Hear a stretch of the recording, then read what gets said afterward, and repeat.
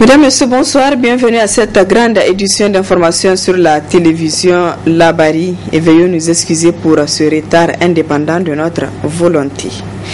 Une journée ville morte sera observée le lundi 14 mai 2018 à l'appel du cadre de concertation et d'action citoyenne de la société civile.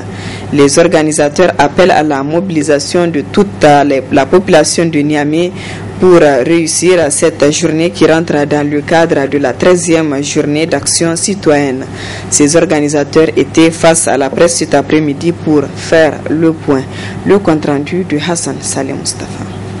Chers camarades déterminés dans la lutte pour la sauvegarde. À travers cette sortie médiatique, le cadre de concertation et d'action citoyenne appelle à une opération ville morte le lundi 14 mai 2018 pour dire une fois de plus non à la loi des finances 2018 et toutes les mesures jugées antisociales incluses dans cette loi et dénoncées par la société civile. Ce point de presse est relatif à la tenue de la ville morte projetée le lundi 14 mai 2018 par le cadre de concertation et d'action citoyenne pour amener le gouvernement à retirer les mesures antisociales contenues dans la loi des finances 2018 et ou ouvrir des négociations franches et sincères avec le cadre de concertation autour de cette loi décriée par tous les secteurs de la vie nationale et dont les ravages se font sentir dans tous les ménages actuellement. À respecter les libertés fondamentales consacrées par la Constitution du 25 novembre 2010 et les instruments juridiques internationaux, en particulier les libertés de manifestation, de réunion, de culte, de presse, qui sont mises à rude épreuve ces derniers temps par ce gouvernement. À libérer les activistes de la société civile, les étudiants et élèves détenus arbitrairement et injustement dans différentes prisons du pays et éparpillés à travers celui-ci. C'est pourquoi le cadre de concertation et d'action citoyenne vous invite, vous, les commerçants, les transporteurs, les vendeurs de thé et café, les tailleurs, les coiffeurs et coiffeuses, les vendeuses de bruits et beignets, les restaurants et restauratrices, les menuisiers, les soudeurs, les cordonniers, les tabliers, les détaillants, les vulgarisateurs, les mécaniciens, les bouchers, vendeurs de légumes et fruits, les dockers, les pompistes, ainsi que les fonctionnaires des services parapublics et privés, à observer ce lundi 14 mai 2018 l'opération Ville morte en guise de protestation contre les mesures antisociales et impopulaires qui sont contenues dans cette fameuse loi de finances 2018.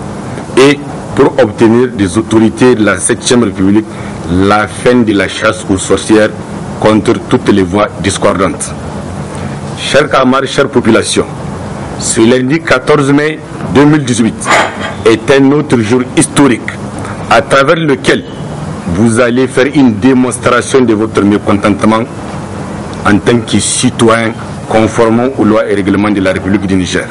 Pour la réussite de l'opération Ville morte, les syndicats de conducteurs de taxis de Niamey et celui de commerçants appellent à tous leurs militants et militantes à respecter le mot d'ordre lancé par les organisations de la société civile nigérienne.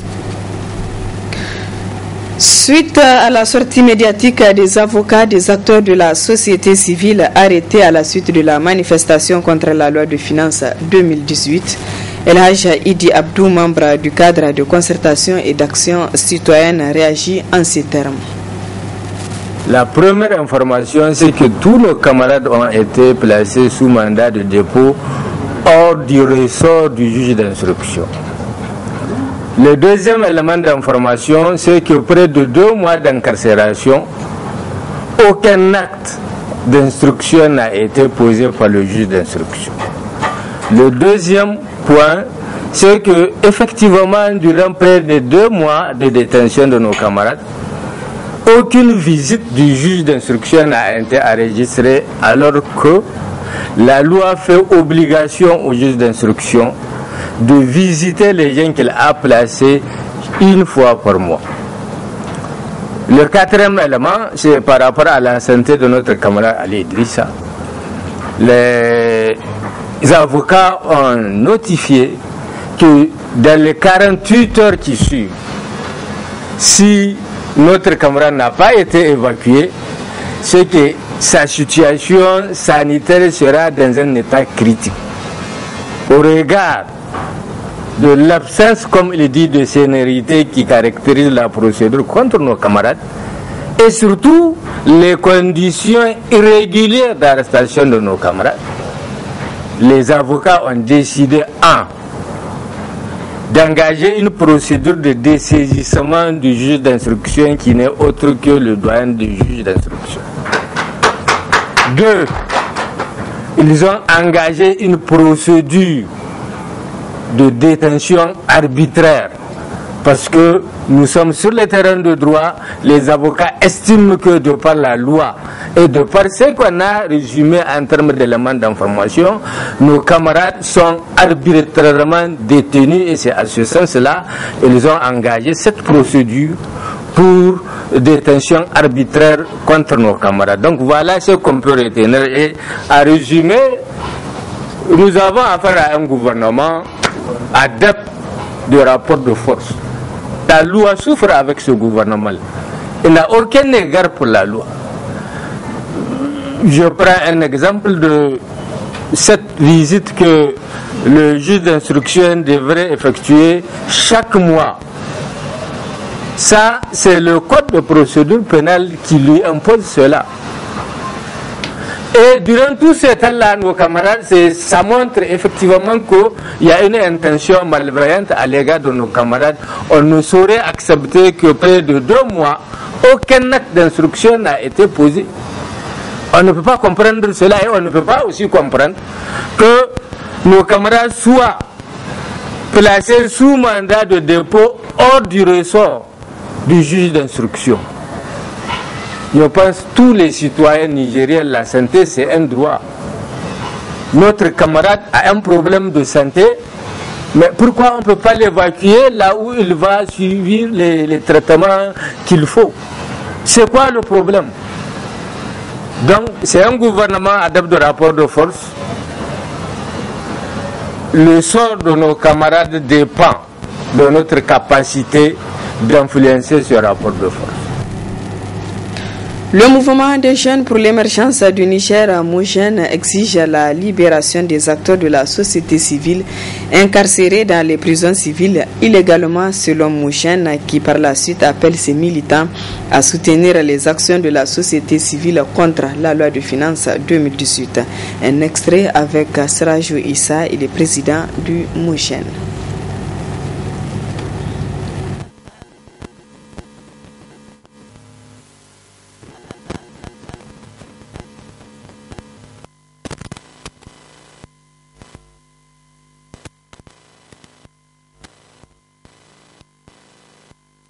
Les mesures impopulaires contenues, conscient des dérives autoritaires du régime de la 7e République, le Moujen apporte tout son soutien sans faille aux avocats des acteurs de la société civile arrêtés illégalement et à toutes les organisations qui luttent contre les mesures impopulaires contenues dans la loi des finances 2018, la malgouvernance et l'hypothèque de la souveraineté nationale. Condamne avec la dernière énergie l'arrestation des acteurs de la société civile anti-loi des finances 2018. Dénonce avec véhémence le traitement judiciaire éhonté réservé à nos camarades. Soutient avec force la plainte des avocats contre l'État du Niger pour détention arbitraire et la demande des avocats sur des saisissements du juge d'instruction en charge de dossier conformément à l'article 666 du Code de procédure pénale. Le Moujen, à son tour, informe l'opinion nationale et internationale de son intention de porter plainte contre l'État du Niger pour arrestation arbitraire et détention illégale des défenseurs des droits de l'homme. Le Moujen fait remarquer au passage que ces acteurs de la société civile ont été une cible privilégiée du pouvoir de la 7e République, sans doute compte tenu de leur clairvoyance et de la détermination à mettre à nu toutes les compromissions auxquelles se sont données les princes qui nous gouvernent. L'Hémogène prend à témoin l'opinion publique nationale et internationale sur les violations des droits de nos camarades arrêtés, des droits pourtant garantis par tous les instruments juridiques nationaux et internationaux relatifs à la protection des défenseurs des droits humains. L'Hémogène avait informé l'opinion nationale et internationale par le passé que nos camarades étaient rentrés sains et saufs dans les geôles du pouvoir de Niamey. L'Hémogène rend par conséquent l'unique et exclusif responsable les autorités de la 7e République sur tout ce qui adviendrait aux camarades détenus illégalement, notamment le camarade Ali Drissa qui est très malade, très souffrant et toujours resté sans soins médicaux. L'Hémogène exige urgemment et dans l'immédiat le transfert du camarade Ali Driss Nani à Niamey pour les soins médicaux conformément aux dires des médecins locaux. L'Hémogène garde à l'esprit les menaces de liquidation physique proférées à l'endroit de nos camarades avant leur arrestation. L'Hémogène exige la libération immédiate et sans condition de tous les camarades injustement arrêtés par le pouvoir impopulaire de Niamey. L'Hémogène demande à l'ensemble des Nigériens, de l'intérieur comme de la diaspora, de répondre massivement à toutes les activités envisagées par la société civile nigérienne. Enfin, l'Hémogène profite de cette occasion pour informer les apprentis dictateurs qu'ils peuvent arrêter tous les acteurs antidictatoriaux, mais qu'ils sachent que nous sommes plus de milliers et de milliers de Nigériens debout et déterminés à poursuivre le combat afin de préserver l'ordre démocratique remis en cause par les fossoyeurs de la démocratie de notre pays. Changeons de registre à présent. Les musulmans s'activent à accueillir le mois béni de Ramadan dans quelques jours. À cet effet, une réunion de concertation a réuni autour du ministère du Commerce, les opérateurs économiques et les acteurs de la société civile. Objectif, attirer l'attention des opérateurs économiques sur les prix des produits de grande consommation. Le compte rendu avec Nafissa Zakou et Aboubakar Souley. Échanger sur la nécessité d'assurer la disponibilité et l'accessibilité des produits de consommation au cours du mois béni de Ramadan, tel est l'objectif principal de cette réunion de concertation et de sensibilisation organisée par le ministre du Commerce à l'endroit des opérateurs économiques, acteurs de la société civile et les organisations de défense des droits des consommateurs. Cette année, Inch'Allah, les marchés sont bien ravitaillés et les prix aussi sont, à notre avis, acceptables. Et nous espérons seulement que ce niveau de prix va continuer à être maîtrisé sur les marchés, que ce soit à Niamey ou à l'intérieur du pays. En tout cas, nous allons nous investir en tant que chambre de commerce de continuer la sensibilisation, que ce soit à Niamey ou au niveau de toutes les régions du Niger, pour que les Nigériens puissent passer un carême, en tout cas, acceptable pour eux, surtout acceptable pour leurs bourses. Dans son discours d'ouverture, le ministre du Commerce a assuré les opérateurs économiques ainsi que la population de la disponibilité des produits de grande consommation sur le marché et à des prix abordables. Pour soutenir les populations en situation de vulnérabilité, le gouvernement a mis en place un programme d'un coût total de près de 200 milliards de francs CFA couvrant la période allant de février à septembre 2018. De ce programme, mon département ministériel a en charge, comme vous le savez, la vente à prix modéré de 80 000 tonnes de céréales de février à septembre et de 3 000 tonnes de sucre durant ce mois de carême. Il nous revient de veiller à l'approvisionnement régulier de notre pays en quantité et en qualité et de protéger le consommateur. Vous vous souviendrez, lors de l'Assemblée générale de la Chambre de commerce et d'industrie du Niger, tenue à Maradi le 15 mars, j'avais évoqué le mois béni du Ramadan. Comparativement à la même période de l'année 2017, l'essentiel des produits de grande consommation est disponible sur l'ensemble du territoire national.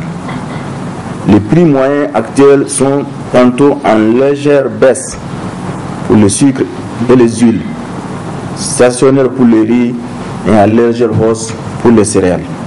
Je vous demande donc à pratiquer des prix abordables et à entreprendre d'autres initiatives comme à l'accoutumée pour aider nos frères et sœurs en islam à accomplir le jeûne dans de meilleures conditions. Il faut noter qu'au sortir de cette réunion, un comité de sensibilisation qui sillonnera les différents marchés de la capitale tout au long du mois béni de Ramadan sera mis en place.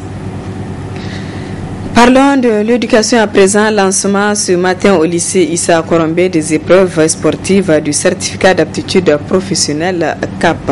C'est le ministre des enseignements professionnels et techniques Tijani Abdul Kadri qui a procédé au lancement des épreuves. Le compte rendu de Ismaël Moumouni et Sadoudoumi.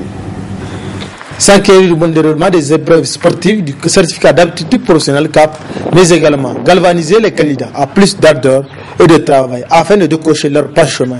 Motif de cette présence du ministre des enseignements professionnels au lycée Issa Berry. Vous êtes pour la plupart la première promotion des collèges d'enseignement technique que le gouvernement a créé à partir de 2013 pour encourager la formation technique et professionnelle dans notre pays.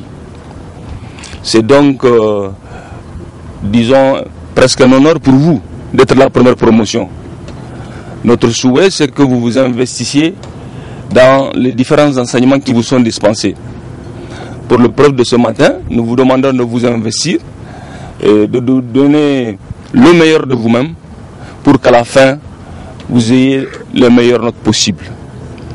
Nous souhaitons également qu'après ces épreuves physiques, pour les examens à venir, que quand vous multipliez les entraînements, que vous multipliez les exercices, pour que les prochaines épreuves également, vous puissiez les affronter avec toute la qualité et toutes les compétences requises, afin que, en fin d'année, vous ayez vos diplômes qui puissent vous permettre soit de poursuivre, soit d'aller dans la production.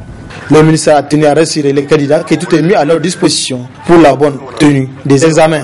Comme le gouvernement l'a promis, il a pris toutes les dispositions matérielles, financières et humaines pour que les examens se déroulent dans de très bonnes conditions. Dieu merci, nous constatons que les choses sont en train de bien se dérouler. Et vous êtes là, les examinateurs sont là, les encadreurs sont là. Toutes les dispositions de sécurité également ont été prises. On ne peut que s'en réjouir. Notre dispositif d'enseignement général classique à l'épreuve de fait a montré un tout petit peu ses limites. Et le gouvernement a donc fait l'option de faire en sorte que l'enseignement technique et professionnel soit valorisé dans notre pays. Notre objectif en tant que gouvernement, c'est que les apprenants de notre dispositif atteignent à l'horizon 2021 40% des effectifs de l'enseignement secondaire. Rappelons qu'ils sont au total 1769 candidats répartis dans 61 centres sur l'ensemble du territoire national à effectuer les épreuves sportives du certificat d'aptitude professionnelle. Alors, bonne chance à tous les candidats.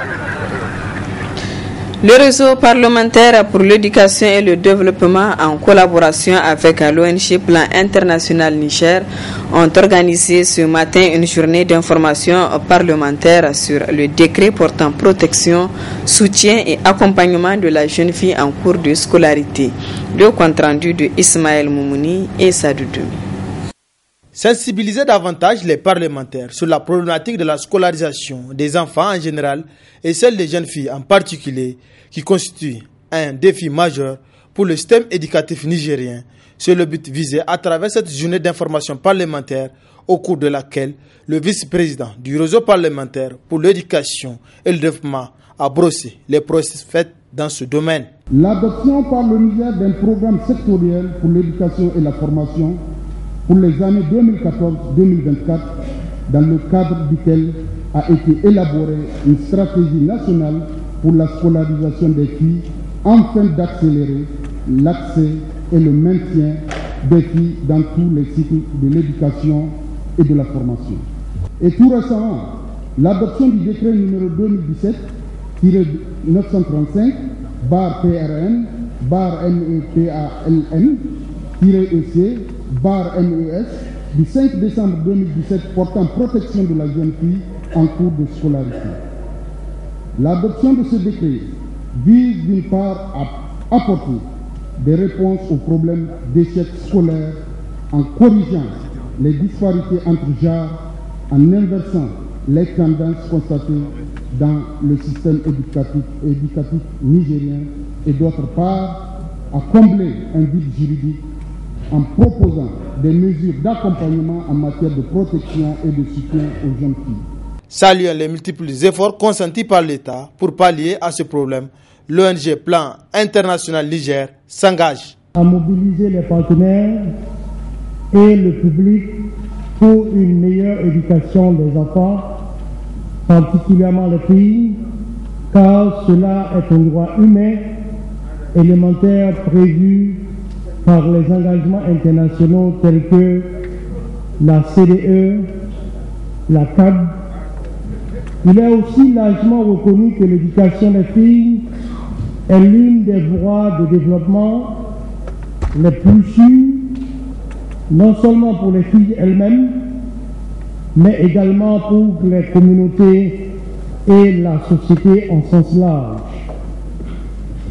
Je puis vous garantir, Monsieur le vice-président, que nous encourageons fortement toute initiative tendant à renforcer le plaidoyer en faveur de meilleur accès à l'école des enfants les plus marginalisés, y compris les filles.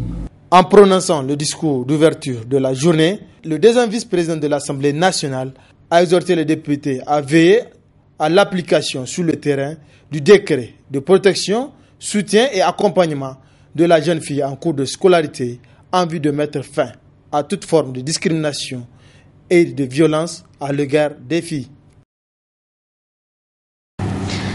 Restons à l'Assemblée nationale où plusieurs ministres étaient ce matin à l'hémicycle pour répondre aux questions orales posées par les parlementaires. Le résumé des interventions des différents ministres avec le ministre chargé de relations avec les institutions, Barkaï Issouf. Le ministre de la Santé, c'est par rapport à l'hôpital du district de Birnin-Gaouré et la rupture, semble-t-il, des médicaments dans la région de Dosso. Et à ce sujet, le ministre a répondu que la région de Dosso est la région la mieux fournie en médicaments. Et c'est une région qui a récemment recouvré jusqu'à 1 milliard. Donc le problème d'évacuation sanitaire ne se pose pas véritablement, les médicaments, de rupture de médicaments ne se pose pas véritablement dans la région de Dosso. Peut-être que la députée n'a pas été bien informée. Relativement au centre de santé, de la construction du centre de santé de Damagaran Takaya. Effectivement, les travaux ont commencé, mais ces travaux sont arrêtés. Et aujourd'hui, le ministère a pris la décision de résilier le contrat avec cette entreprise.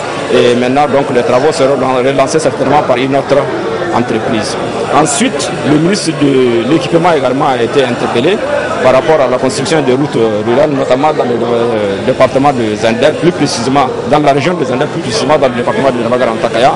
Là, le ministre a fait savoir qu'ils ont un projet de réhabilitation de 8000 km de routes rurales et de 1000 km de construction de 1000 km de routes rurales. Et Damagaran Takaya en fera partie comme tous les autres départements encore du Niger. Le ministre du Transport a été interpellé par rapport à la rénovation de l'aéroport international de Hamani et il a fait allusion à des fonds donnés en don par la Turquie. Là, le ministre a répondu que c'est une affaire qui concerne le ministère des Affaires étrangères. Et effectivement, pour la réhabilitation de l'aéroport international de Hamani, un contrat en BOT a été signé entre l'entreprise Souma et le Niger. Il ne s'agit pas d'hypothèque, puisque le député a parlé de l'hypothèque de l'aéroport international de Hamani. Il ne s'agit pas de l'hypothèque, c'est un contrat qui a été en bonne et due forme signé dans le cadre du partenariat public-privé et précisément en BOT avec l'entreprise, la société Souma de Turquie. Le ministre des Mines a été également interpellé sur la réouverture du site du Jado. Et là, le ministre a rappelé les conditions qui ont amené à la fermeture de ce site. C'est que ces sites-là étaient occupés par des étrangers qui en profitaient plus parce qu'ils avaient plus de moyens Et il y avait une véritable insécurité également qui prévalait alors sur ces sites. Et l'État ne gagnait rien également. Donc il fallait fermer ce site et le réorganiser. C'est ainsi que la loi 93 a été modifiée et adoptée ici à l'Assemblée nationale. Le ministère a envoyé des experts pour faire un inventaire et bientôt toutes les conditions seront réunies et en temps opportun le gouvernement, sur le juge utile, ouvrira ce site. Ouverture ce matin du congrès constitutif du syndicat national des pompiers d'aérodrome du Niger, SINAPAN, au siège de la Confédération nigérienne du travail CNT. C'était sous le thème prévision et prévention, analyse des risques. Le compte rendu de Oumou Samna et Chebou Guissou. Prévision et prévention, analyse des risques est le thème de ce congrès constitutif du syndicat national des pompiers d'aérodrome du Niger, SINAPAN. Elle participe également à la protection du patrimoine important que constituent les installations aéroportières et le matériel volant de l'agence, en participant à la prévention et à la lutte contre l'incendie sur l'aérodrome, dans un voisinage ou tout autre lieu défini par l'autorité dans le plan national d'organisation de secours, plan ORSEC. Aussi, son objectif opérationnel est de réaliser un délai minimum d'intervention de 3 minutes maximum jusqu'à l'extrémité de chaque piste, ainsi qu'à toute partie de l'aire de trafic, dans les conditions optimales de visibilité et l'état de surface. Le secrétaire général adjoint de la Confédération nigérienne de travail, CNT, félicite le SINAPAN pour cette belle initiative avant d'exhorter le syndicat de veiller pour créer de bonnes conditions de travail. En effet, depuis l'Assemblée constitutive, il y a de cela quelques jours, je suis convaincu que le SINAPAN occupera sans nul doute une place de choix sur l'échiquier syndical nigérien, eu égard à la détermination de l'ensemble de ses militants. Il illustrera certainement très positivement dans toutes les luttes prochaines avec les autres syndicats du secteur dans le cadre de la défense des intérêts matériels et moraux de ses membres. Le présent congrès vous permettra de jeter un regard rétrospectif des actions menées qui seront analysées sans passion et de la sérénité afin de faire des projections répondant aux aspirations de vos membres. Dans un contexte concurrentiel, comme l'indique le thème de votre congrès, à savoir prévision et prévention, analyse des risques. Nous évoluons dans un contexte d'insécurité ambiante. Il vous faudra pour cela faire tenir compte de tous les paramètres afin d'adopter des résolutions et recommandations réalistes et réalisables. Selon le secrétaire général du ministère des Transports, ce thème s'inscrit véritablement dans la droite ligne des préoccupations du ministère. Votre travail mérite courage et abnégation. Il est d'autant très spécifique car il s'agit d'intervenir en cas d'incendie ou d'accident dans les aéroports, voire dans la ville. C'est en cela qu'il me plaît d'aborder la responsabilité qui est la vôtre dans ces temps d'insécurité et de menaces terroristes. Donc c'est vous dire que votre congrès vient à point nommé et les conclusions de vos réflexions durant ces assises seront prises en compte dans le cadre des réflexions que nous mènerons au ministère pour le respect strict des mesures de sécurité dans nos aéroports. Le SINAPAN a pour mission le sauvetage des vies humaines en cas d'accident ou accident d'aviation sur l'aérodrome et alentour. Les femmes de l'Association de la République démocratique du Congo au Niger étaient ce matin au Centre national de référence des fistules obstétricales. Ces femmes congolaises ont apporté un don en vivres et en produits d'hygiène aux femmes fistuleuses de ce centre. Le compte-rendu de Ibrahim Dikiré et Ibrahim Abdou. En cette veille de la célébration de la journée de la femme nigérienne, les femmes de l'Association de la République démocratique du Congo au Niger, Ardegoni, étaient dans les locaux du Centre national de référence des fistules obstétricales. Une visite de réconfort et de partage avec les patientes du centre. Nous, femmes congolaises, appartenons à l'Association des ressortissants de la République démocratique du Congo, à sigle Ardegoni, partenaires maintenant du CNRFO, sommes là pour vous dire que nous sommes des cœurs et d'esprit avec les nobles objectifs qui sont les vôtres, mais que nous faisons aussi nôtres.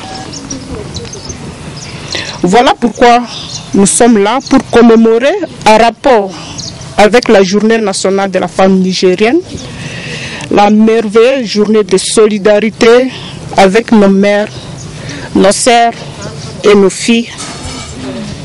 Notre association est composée de femmes congolaises, de femmes nigériennes mariées aux Congolais et des membres sympathisants. Après avoir réceptionné le don, la gestionnaire et les femmes du centre ont tout simplement dit merci à cette association des femmes de la République démocratique du Congo au Niger pour leur geste salutaire. Merci pour votre visite et surtout pour les gestes faits à l'endroit des femmes victimes de fistules obstétricales. Donc ces gestes nous vont droit au cœur et pour ce partenariat sincère, donc nous vous remercions d'avance. Donc au nom du personnel du centre et des malades que vous avez visités, donc on vous dit grand merci et bon vent pour le partenariat. Donc Sénérofo Ardoponi. Nous adressons nos remerciements aux femmes de l'association des ressortissants de la République du Congo au Niger pour leur don à l'occasion de la Journée nationale de la femme. Dieu les assiste. Peu avant la remise, les femmes de l'association des ressortissants de la République démocratique du Congo au Niger ont procédé à la visite des salles des malades. Cette association a entre autres objectifs entreprendre des activités de développement pour le Niger et la République démocratique du Congo. Dans une déclaration, l'association des étudiants et stagiaires nigériens au Sénégal apporte son soutien au comité directeur de l'USN et demande au gouvernement de satisfaire les revendications des étudiants. Un extrait avec le président de la dite association. À l'UNES, sous celle des intérêts matériels et moraux de ses camarades, dénonce la fermeture, dénonce avec fermeté la situation actuelle dans laquelle se trouve l'école nigérienne, exige le paiement sans délai des scolarités des étudiants nigériens au niveau des écoles partenaires et aussi l'Université de l'Intérieur du Sénégal, exige le paiement sans délai des subventions des frais de scolarité des étudiants nigériens vers les instituts et écoles privées au Sénégal, exige le paiement et la régulation des frais de transport, exige le respect des engagements pris par l'État du Niger en s'acquittant régulièrement des frais de scolarité, des véhicules de bourse et des frais de codification et de transport. Exige la libération des camarades arrêtés arbitrairement sur toute l'étendue du territoire national. Condamne la fermeture des restaurants de campus universitaires. Demande au conseil universitaire de surseoir sa décision concernant l'exclusion des camarades de l'ONU, interpelle le gouvernement à prendre ses responsabilités et prendre des mesures adéquates pour sauver le système éducatif nigérien. Réaffirme son engagement et sa détermination à engager le combat aux côtés du comité directeur et des sections de l'USN. Demande à toutes les sections sœurs de l'USN de faire bloc autour du CD de l'USN afin de préserver la souveraineté de notre cadre. Exhorte l'ensemble des camarades à rester fermes pour d'éventuelles actions. La MINES souhaite un rétablissement aux camarades blessés et adresse ses sincères condoléances aux familles des forces de défense et de sécurité disparues à de nombreuses attaques terroristes perpétrées sur le territoire national. Voilà, mesdames, messieurs, c'est sur cette déclaration que prend fin ce journal. Merci à vous de l'avoir suivi et excellente soirée en compagnie du programme de la télévision Labari.